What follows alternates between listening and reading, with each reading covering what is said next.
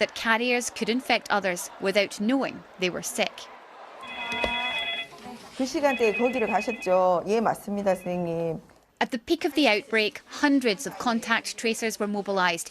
Lessons South Korea learned from previous epidemics.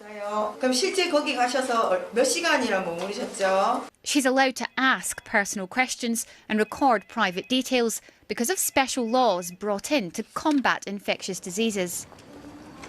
Tracers then hit the streets to seek out CCTV footage. They'll look at phone and bank records to get the most accurate information. The details are sent out as emergency messages across the country. This was my team and I in Daegu in February.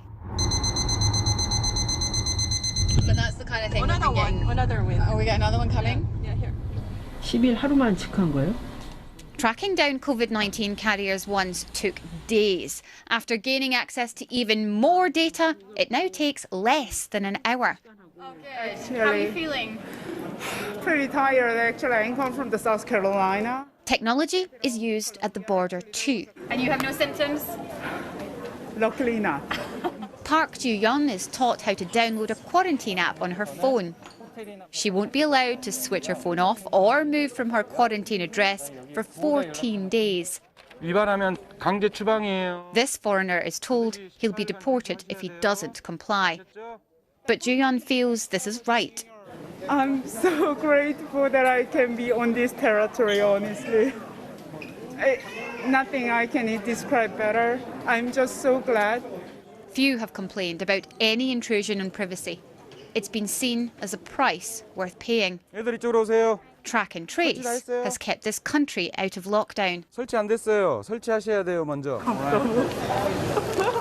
Meanwhile, hugs from Dad at the arrival gate are replaced by a hosing down with hand sanitizer, an act of love in itself in these extraordinary times.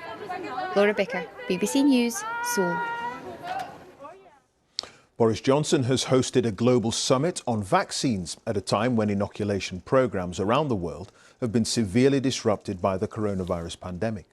In Southeast Asia, it's estimated more than 34 million babies have missed routine vaccinations, while both Nepal and Cambodia are facing significant measles outbreaks. Across Africa, it's estimated almost 23 million babies haven't been immunised, with Ethiopia, for example, currently fighting measles, cholera and yellow fever outbreaks. Recent research suggests disruption to these kinds of services could result in as many as 6,000 children dying every single day. Our global health correspondent Julip Mazinda has that story. New mums trying to do the best for their young babies in the midst of a pandemic. This clinic in Niger's capital, Niamey, is usually packed, but restrictions on movement, a shortage of healthcare workers and the fear of catching COVID-19 have kept many families away. I was so scared to come here because of the virus, but health workers have told me it's very important to come for my baby and what to do to stay safe, like wearing this mask and washing my hands all the time. Many countries were advised by health officials to suspend vaccination campaigns to avoid the spread of coronavirus. But now there's a stark warning about the longer-term impact of this disruption. Measles is on the rise, diphtheria, cholera.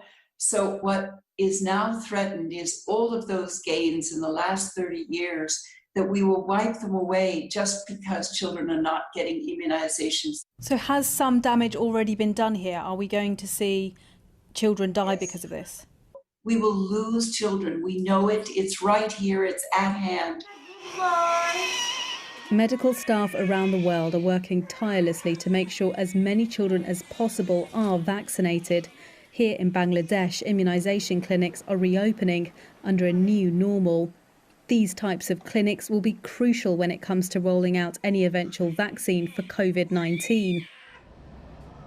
The University of Oxford is one of around 10 coronavirus vaccines already in human trials, but there's no guarantee any of these candidates will actually work.